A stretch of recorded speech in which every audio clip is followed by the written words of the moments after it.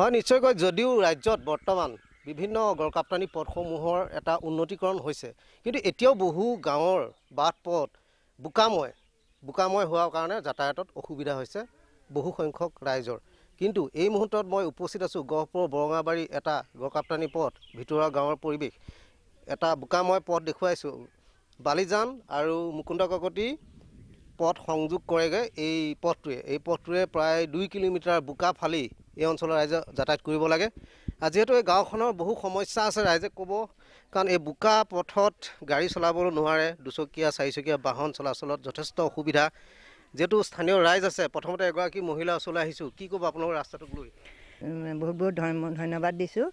যিহেতু আমি বোকাত লুটুৰি পুটুৰি হৈ ৰাস্তালৈ ওলাব নোৱাৰোঁ আৰু ল'ৰা ছোৱালীটো ওলাব নোৱাৰে, এই ৰাস্তাটো বালিজান বিলতীয়া গোৱাধৰা বাকৰি হৈ একেবাৰে মানে সৰু কল্যাণী হৈ আহি মুকুন্দ কাকতি পথত লাগিছে। আমি ওলাব সোমাব নোৱাৰোঁ, বহুত কষ্ট হৈছে। কংগ্ৰেছৰ দিনত একোৱেই নকৰিলে, বিজেপিৰ দিনত বাৰু দলংখন বনালে, এতিয়া কি কৰিছে নাজানো। গতিকে অতি সোনকালে আজিৰ চৰকাৰক আমি অনুৰোধ জনাইছোঁ যাতে এই ৰাস্তাটো বনাই দিয়ে। নিশ্চয় ধন্যবাদ। আৰু কি আছে আমাৰ বয়োজ্যেষ্ঠ মহিলা, কি ক'ব? এই ৰাস্তাটোৰ বিষয়ে ক'বলৈ অলপ দুখ লাগে, দুখৰ বিষয় বুলিয়ে কৈছোঁ। এই ৰাস্তাটো আমি অতি সোনকালে মানে ভাল হোৱাটো আমি বিচাৰোঁ, বিশেষ নকওঁ আৰু তেওঁ কৰি। আৰু এজন জ্যেষ্ঠ ব্যক্তি আছে, কি ক'ব আপুনি? মই ক'বলৈ গ'লে আজিতো 4-5 বছৰে হ'ল এই ৰাস্তাটো এনেকুৱাই হৈ আছে।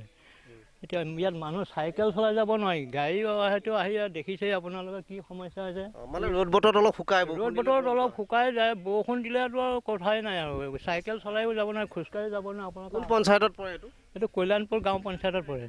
হয় নিশ্চয়। আজিৰ যুগৰ আৰু আধুনিক আমাৰ যিসকল যুৱক আছে বৰ্তমানৰ, তেওঁলোকৰ ওচৰলৈ আহিছোঁ, কি ক'বা?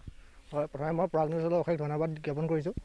তেওঁলোকে আহি পেলাই আমাৰ আজি ৰাস্তাটোত যিখিনি আজি দেখুৱাইছে তেওঁলোকক অতি ধন্যবাদ জ্ঞাপন কৰিছোঁ। আমাৰ এই ৰাস্তাটো আপোনাৰ আজিৰ পৰা প্ৰায় আমি দেখিব পৰা ধৰি পেলাই ৰাস্তাটো এনেকৈয়ে আছে। মানুহবিলাক বাৰিষা হ'লে আপোনাৰ ওলাব নোৱাৰে। এই ৰাস্তাটোৱে কিমান সংখ্যক ৰাইজ অহা যোৱা কৰে? এইটো আপোনাৰ বহুত সংখ্যক ৰাইজে অহা যোৱা কৰে। এইটো আমাৰ এইটো যিটো শ্বৰ্ট ৰাস্তা হৈ পৰে, সিফালে আপোনাৰ এপাক ঘূৰি পেলাই এনেকৈ যাবলগীয়া হয়। সেইটো আমাৰ গোটেই মানুহখিনি ইফালেদি অহা যোৱা কৰিবলগীয়া হয়। কিন্তু অতি দুখৰ বিষয় যে মানুহখিনিয়ে বাৰিষা হোৱাৰ লগে লগে ৰাস্তাটো অহা যোৱা কৰিব নোৱাৰে। আপোনাৰ পথাৰত পানী নহয়, পথাৰত বোকা নহয়, আমাৰ ৰাস্তাটো বোকা দিবলগীয়া পৰা নিচিনা হৈ যায়। বোকাময় পথে হৈছে, যিহেতু বোকা দিব পাৰি। স্থানীয় যি আমাৰ পঞ্চায়ত প্ৰতিনিধি হওক বা গহপুৰৰ জনপ্ৰতিনিধি, কিবা কোৱা হৈছে তেওঁলোকক ৰাস্তাটোৰ বিষয়টো কোৱা হয়। ৰাস্তাটো কোৱা আঁচনি কিবা ধৰিম বুলি কৈছে, আঁচনি ধৰা হৈছে, কিন্তু ৰাস্তাটো আহিম কৈ আছে, কিন্তু ৰাস্তাটো এতিয়ালৈকে অহাই নাই। সন্মুখৰ বোকা আৰু বহুত আছে, আৰু দেখুৱাবলৈ আমি বিচাৰিম, সন্মুখলৈ যাম। এতিয়া এখন গৈ আছে গাড়ী দেখিছোঁ, ভেস্পা। এই মুহূৰ্তত আমি দেখুৱাব আছে, তেখেতেও বহুত কষ্ট কৰি এই পথটোদি যাব লাগিব এতিয়া ইফাল সিফাল কৰি, কাৰণ এয়া হৈছে পথ। গাঁৱৰ যথেষ্ট সংখ্যক লোক ওলাই আছে, যদিও কৰোণা কাল, কিন্তু কেইজনীমান ভণ্টি পাইছোঁ, সুধিম। এজন আমাৰ জ্যেষ্ঠ ব্যক্তি পাইছোঁ, সুধিম। কওকচোন ৰাস্তাটোৰ ওপৰত। এই যে ৰাস্তাটো আমাৰ বৰষুণ দিলে এনেকুৱা বোকা হয়, আমাৰ মানুহ ওলোৱা সোমোৱাৰ কাৰণে বহুত অসুবিধা। গতিকে চৰকাৰে যদি এই ৰাস্তাটো অলপ সুবিধা কৰি দিলেহেঁতেন আমি বহুত আনন্দ পালোঁহেঁতেন। বিশেষকৈ আমাৰ ল'ৰা ছোৱালীৰ পৰা ইত্যাদি কৰি বয়সস্থ মানে বুঢ়াসকল আছে, এইফালে ওলোৱা সোমোৱা কৰে, ৰাতিপুৱা মৰ্ণিং কৰে। গতিকে এই ৰাস্তাটোৰ কাৰণে ওলোৱা সোমোৱা কৰিবলৈ আমাৰ যথেষ্টখিনি অসুবিধা হৈছে।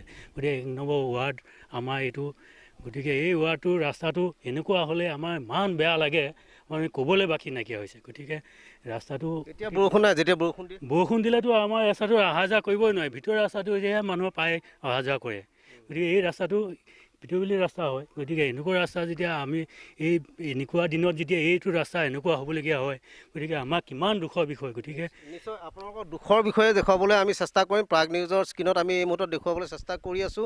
ভিডিঅ' জাৰ্নেলিষ্টৰ জৰিয়তে এই মুহূৰ্তত আমি দেখুৱাই আছোঁ। এয়া হৈছে বোকাময় পথ, যিহেতু ৰাইজৰ যথেষ্ট অসুবিধা আছে। এইফালেদি ট্ৰেক্টৰ গৈও ৰাস্তা আচলতে বেয়া কৰিছে বুলি ক'ব লাগিব।